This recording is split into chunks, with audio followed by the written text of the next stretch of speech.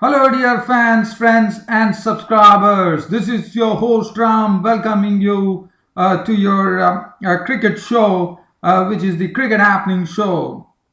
Well, I'm back here talking to you today on this Cricket Happening Show here, and on this Cricket Happening Show, it is going to be the preview of the fifth and final One Day International, which is coming up between England and Sri Lanka, and also it's a mere formality, as we know that England have already wrapped up the One Day series. But for Sri Lanka, I would rather say that it's been a learning curve for them. So they are definitely going to learn from their mistakes, and this young bunch is going to really come up in a very and it'll be interesting to see that tomorrow, as the match does not have any consequence, it will be interesting to see as to what Sri Lanka does tomorrow in the final One Day International. So I'll be doing a brief preview of this particular match, which is coming up tomorrow, the fifth and final One Day International.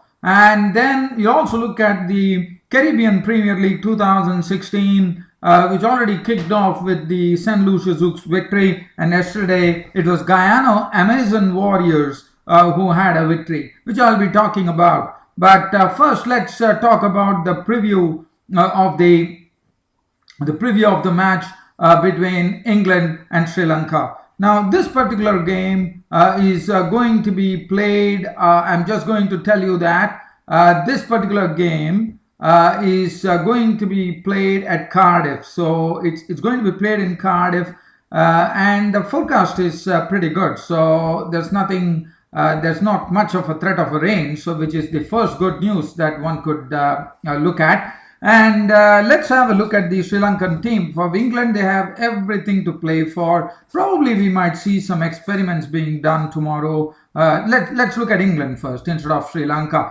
As far as England are concerned, England definitely, we know Jason Roy could go on to a very good record here, because he's just probably a tad under 100 short right now to get on to some record runs in one day in a 5-match One Day International series.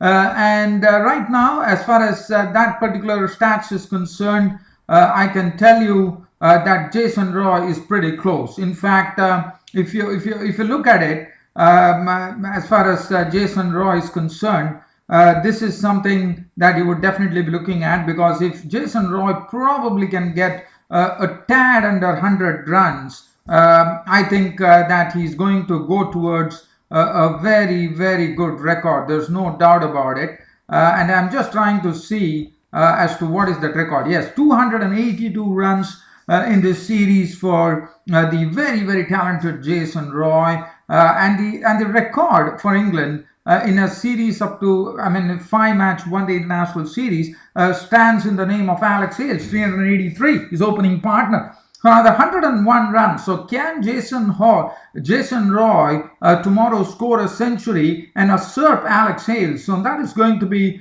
it's going to be pretty interesting to see where Jason Roy, this attractive batsman, can do it. So that is something one is really, really looking at. And also Jason Roy is also on to another century. In 5 One Day International, in a 5-1 ODI series, 5-match ODI series, the record says that the stats say that there's no one who has scored more than 2 centuries. Can Jason Roy become the first cricketer from England to do so in a 5-match ODI series? And besides, Kevin Peterson has definitely got 3 centuries. That was way back in 2005, and I understand that it was a 7-match ODI series where Kevin Peterson went on to slam 3 centuries. So Jason Roy definitely proceeding towards a very good record here, and one hopes that he clinches it tomorrow, because I think he truly deserves it. There is no doubt about it. He's such a talented bloke for England. And as I said, we are going to hear a lot of Jason Roy in the future. I've always felt that Jason Roy is one who makes batting look pretty easy on the eye. So Alex Sales, the other day he couldn't bat, so I'm sure he'll be looking forward to partner Jason Roy, and probably Alex Sales himself would still be happy, even though he holds the record in a 5-match ODI series of 300 runs. I'm sure Alex Sales himself is going to be happy to see Jason Roy go past that record. So let's all wish good luck to Jason Roy, because Jason Roy, to me, is a real star of this ODI series right now.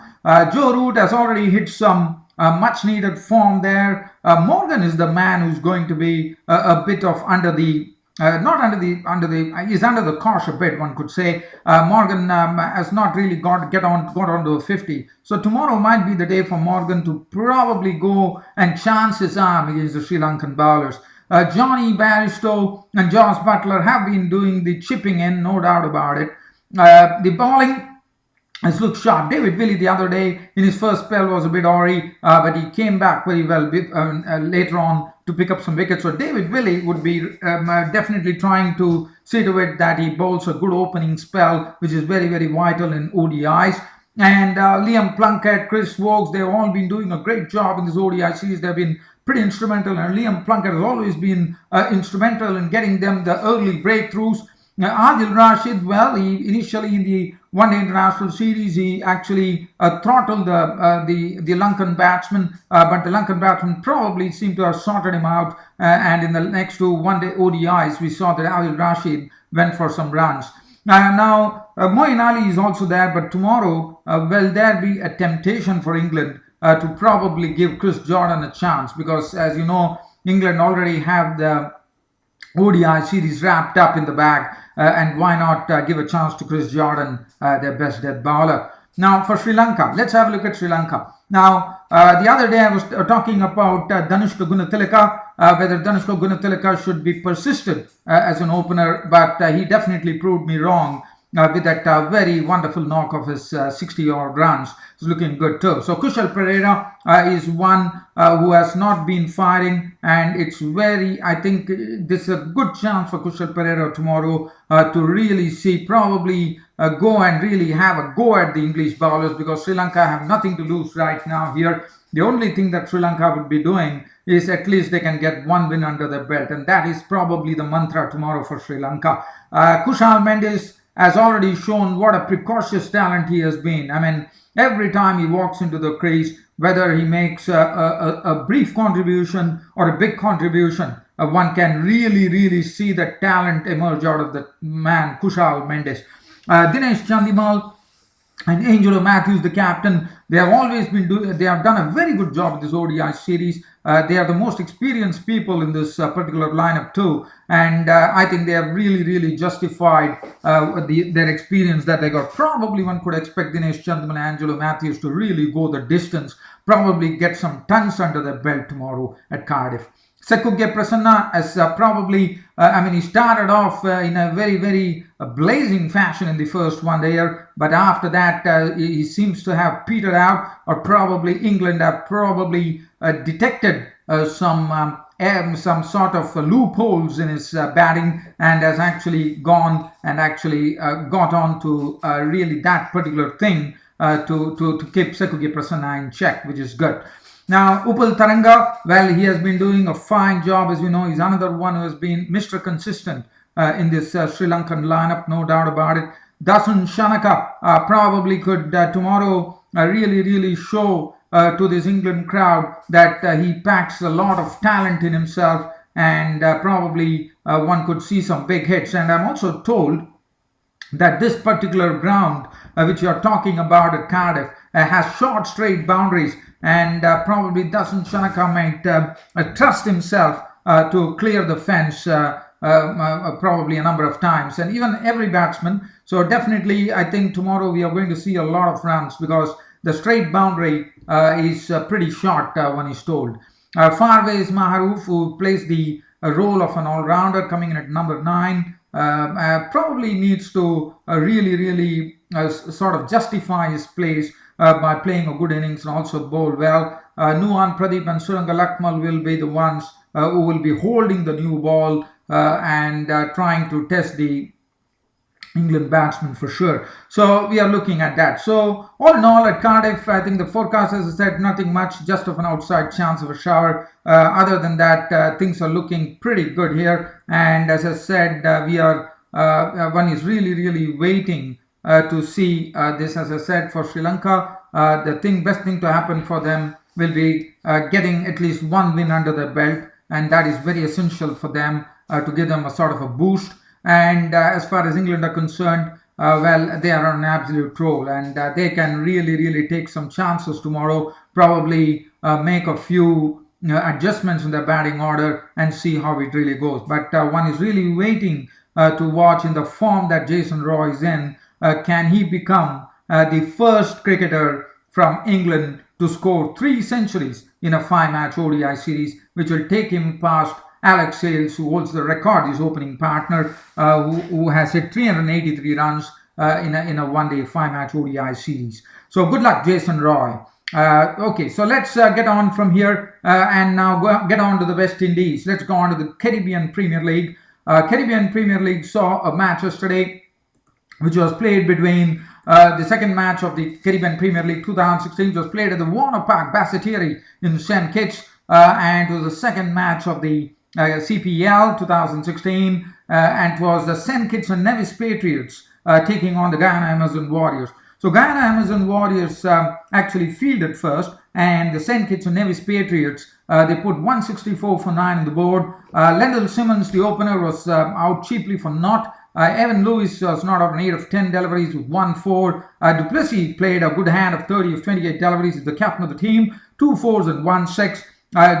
Jason Carter ran out for 1. Brad Hodge really flogged the bowling, 30 out of 32 deliveries, 4 4s and 1 6. Thomas was very impressive. I mean, he was the one who actually flogged the Guyana Amazon Warriors bowlers to the tune of 38 of just 17 deliveries, with 1 4 and 4 spanking sixes being hit by Devon Thomas. Pereira contributed a Quicksilver, 20 of 12 deliveries with 2 sixes, Brathwaite 5, Santoki not, Badri not out 7, and Shamsi was not out on 5. The bowling, as far as the bowling was concerned, Sohail Tanveer, 4 overs, 1 made and 4 for 20, did a wonderful job for the Guyana Amazon Warriors. He really bowled an impeccable line and length. Dwayne Smith, 2 overs, leaped for 18. Versami Permal, 3 overs, hit for 23 runs without a wicket. Emrit, 4 overs, 1 for 37. Adam Zampa also got a bit clattering. 4 overs, 3 for 34. Bishu, 3 overs, no made and none for 28.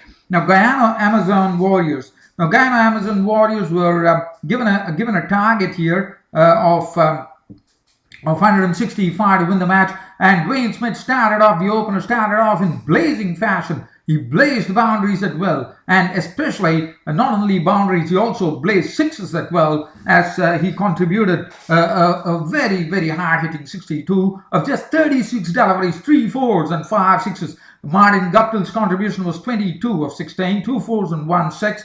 Lynn was run out for 6 of 9 deliveries, but Jason Mohammed was the man in the pack who really took them to victory, kept his cool in the end when Sohail Tanveer was run out, and contributed and winning unbeaten 42 of just 29 deliveries with 6 nicely hit boundaries, as Guyana Amazon Warriors clinched this match by 4 wickets. Barnwell 5, Bramble 14, Sohail Tanveer ran out 8, but the good thing for Guyana Amazon Warriors was that Jason Mohammed was there till the end. The Krishmar Santoki, 3.5 overs, 1 for 25. Badri lead 37 of 4. Normally it's something very unusual, but Badri was carted yesterday. Pereira, 4 overs, went for plenty. 51 runs slammed off his 4 overs. Brathwaite, 4 overs, clubbed for 35, 2 wickets. And Shamsi bowled an excellent line. 4 overs, 1 for 16. And the man of the match went to Dwayne Smith. It was A. Bramble